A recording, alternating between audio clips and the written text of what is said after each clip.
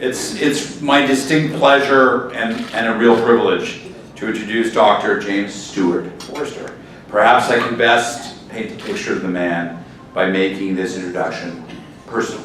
Jim was born in Pennsylvania to a family of Scottish descent, and it's from this culture that he apparently extracted his very well-known and particular sense of parsimony.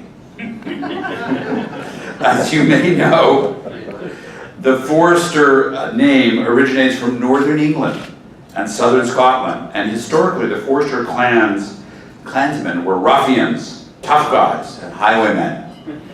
Okay, the present Forrester did not inherit these traits. He is a gentle soul, a loving husband, and a father, as well as a loyal and devoted friend.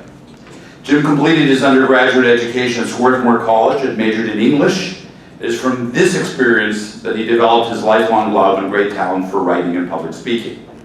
He next studied medicine at the University of Pennsylvania and then took his specialty training in cardiology at Harvard. It was at Harvard where he decided to devote his career to medical research, and how lucky we all are that he did that. You have heard about Jim's many contributions from John a few moments ago. I first met Jim in 1982 when I began my cardiology fellowship at Cedars. Jim was by then already a household name in the field of medicine, and even as a medical resident, I had read and indeed studied his famous papers on this newfangled pulmonary flotation catheter and on the description of hemodynamic subsets for the treatment of heart failure, which in fact changed the nature of critical care for thousands, perhaps hundreds of thousands of patients. Shortly after I arrived at Cedars, I, along with a fellow resident, began tinkering with lasers to vaporize arterial plaque, as well as with tiny little endoscopes to look inside arteries.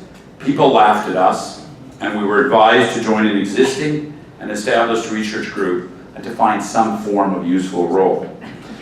The conventional wisdom was that young newbies could not initiate their own research programs, and especially those that were kind of grandiose.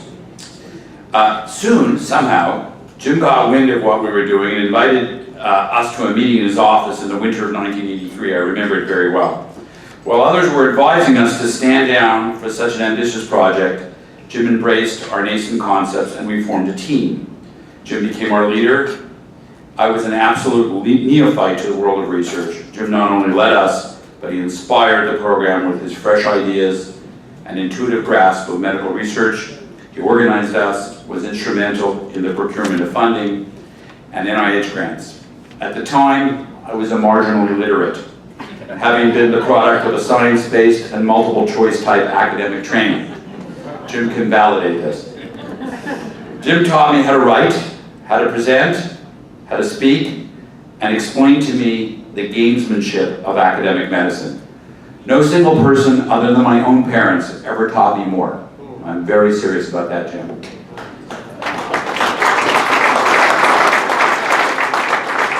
The products we developed in those days are still in daily use worldwide, believe it or not. As for character, and I'm going to finish up here, I can only say one word, it's a French word, to describe Jim. Jim is a mensch. A really good guy, a solid citizen. Whenever I have been at a low point, Jim has always been the first person to step up front and center, always available, always offering help. I won't go through the details, but there were some extremely important times in my life where Jim was there for me. He has a decency and loyalty that one finds in only the very best people. It is my pleasure to introduce tonight's co-honoree, my mentor, teacher, and good friend, Dr. James Forrester.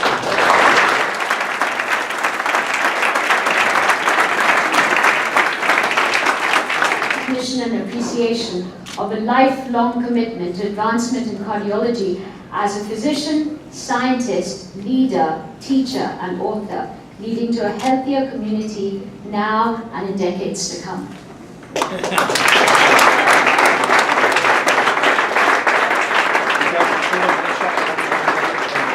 Jim, hold your plaque out for